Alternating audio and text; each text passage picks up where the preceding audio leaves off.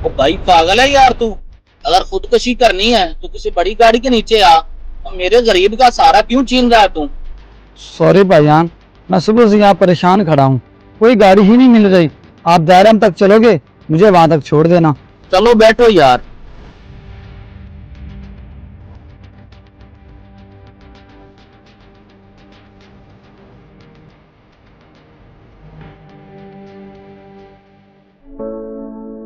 अच्छा भाई, आप मुझे ये बताओ, आप पैसे कितने लोगे? और जितने मर्जी दे देना सर जी। फिर भी बताओ तो सही, कितने पैसे लोगे? सर जी मैं एक बात कहूँ, बुरा मत मनाना। मैं एक जाहिल आदमी हूँ। बस मैं इतना जानता हूँ कि जो अल्लाह ताला ने मेरे नाम का आपकी जेब में डाल दिया है वो आप रख नहीं सकते और उससे ज्यादा दे नहीं सकते।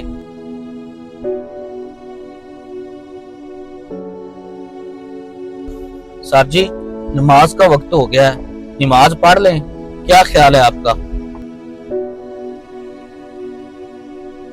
हाँ ठीक है, आप पढ़ लो नमाज।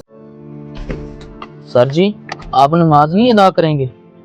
आप पहले मुझे ये बताएं कि ये मस्जिद किस मसलक की है? ओ बाबू जी वो मसलक से क्या लेना देना, असल बात सजदे की है और अल्लाह ताला के आगे झुकने की है। और ये अल्लाह का घर सबका है।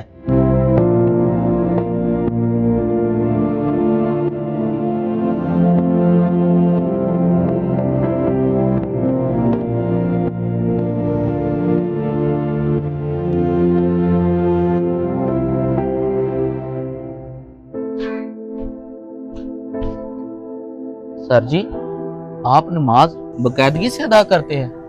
ओ भाई, कभी पढ़ लेता हूँ तो कभी गफलत हो जाती है। सर जी और जब गफलत होती है तो आपको एहसास होता है कि गफलत हो रही है, नहीं होनी चाहिए थी। अगर आपको एहसास होता है तो एक दिन अल्लाह आपको जरूर नमाजी बना देगा, और अगर एहसास नहीं होता तो क्या? सर जी अगर आप नाराज ना हो तो एक बात कहूँ। हाँ हाँ बोलो। अगर आपको गफलत पर एहसास नहीं तो आप अपनी आमदनी के जराया पर गौर करें और अल्लाह से माफी मांगे। कहीं ना कहीं अल्लाह आपसे नाराज जरूर है। यहाँ पर रोक दे।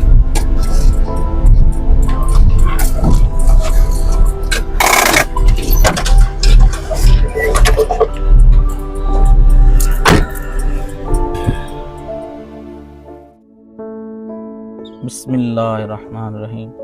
अल्लाह ने मेरे बच्चों की रोटी का इंतजाम कर दिया। ओ भाई, तो तुम इन पैसों से खुश हो?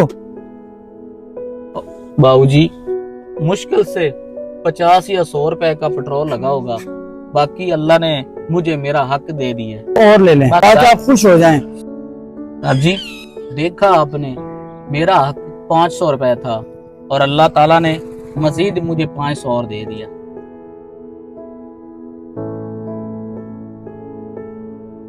वो टैक्सी वाला तो चला गया, लेकिन जाते जाते अल्लाह पर मेरे ईमान और तवक्कल को झंझोड़ गया।